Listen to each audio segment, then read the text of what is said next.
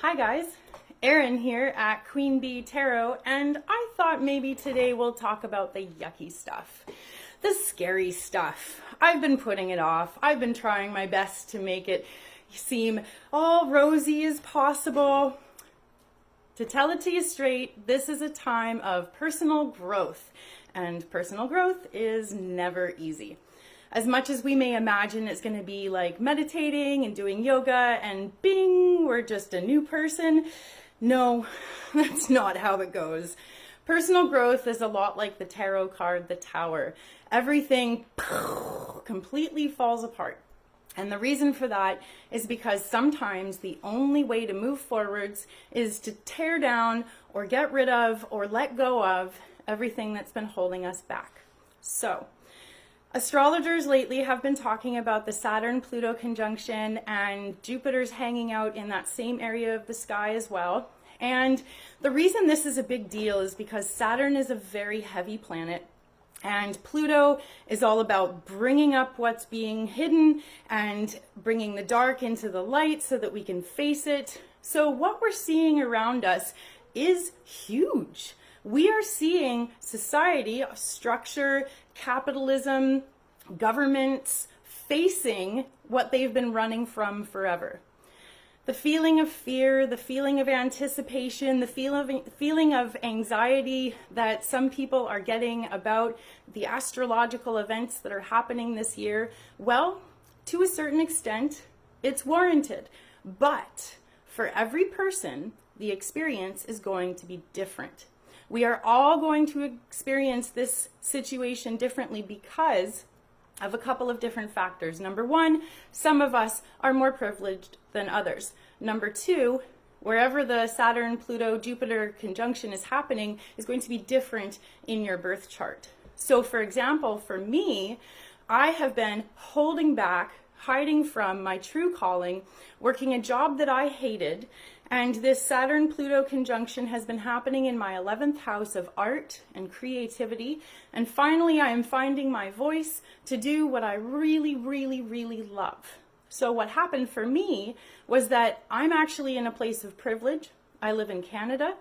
I was not able to work, but the government took care of us. And so I was able to step back for a few months and reevaluate my life, reevaluate my choices, and think about what's working for me and what's not.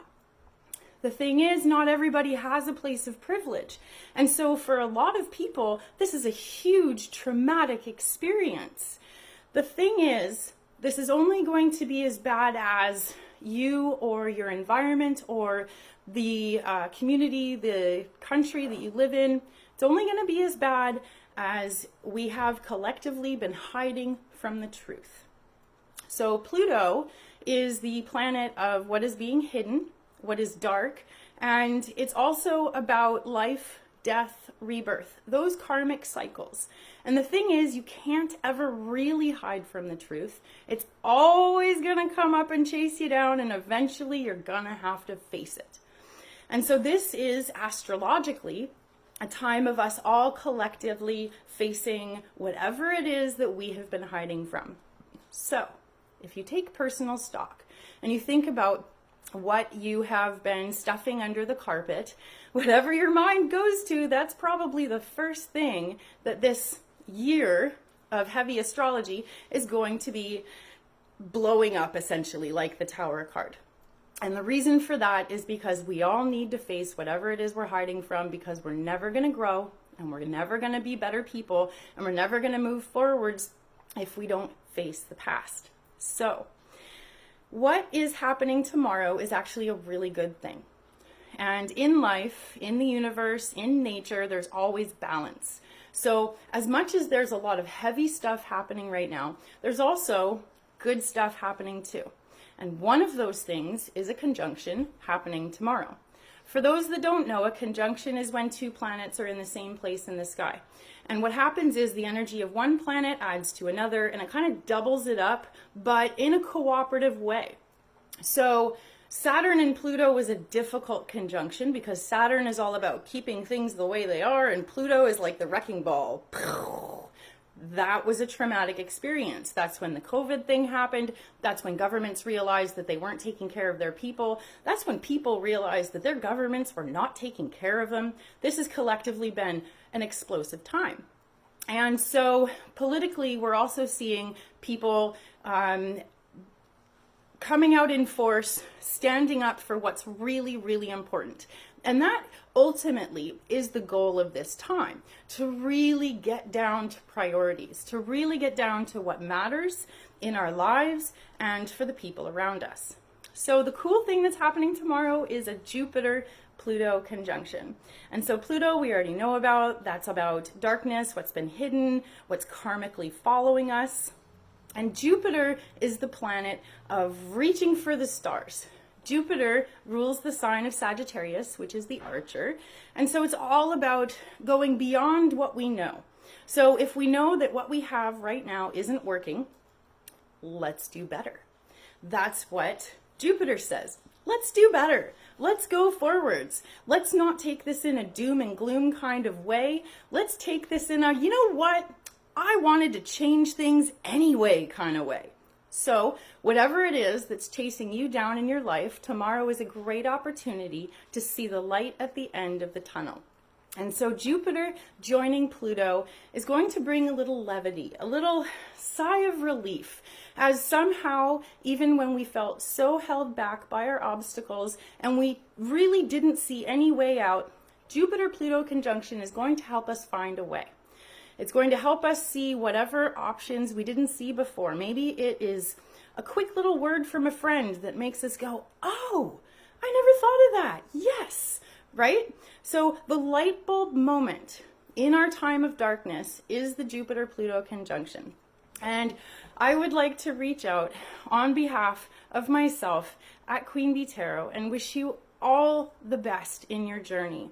If we get together, you can send me a private message, you can comment below, and we look at your birth chart and we see where this conjunction is happening. We can narrow down which part of your life really does need that extra love, care, attention, and time. You know, oftentimes the things that are chasing us down are the things that we've always said, I don't have time for that. I don't have time for that. So be it your health, be it the job that you hate, be it the friends that are not serving you any good, be it the relationship that's sucking you dry, whatever it is personally for you that you've been just putting on the back burner, that's what's going to be coming up this year. So that's why I say, if you just allow it to happen, be humble. If you feel angry about a situation in your life, remember that if you're not changing it, you're choosing it.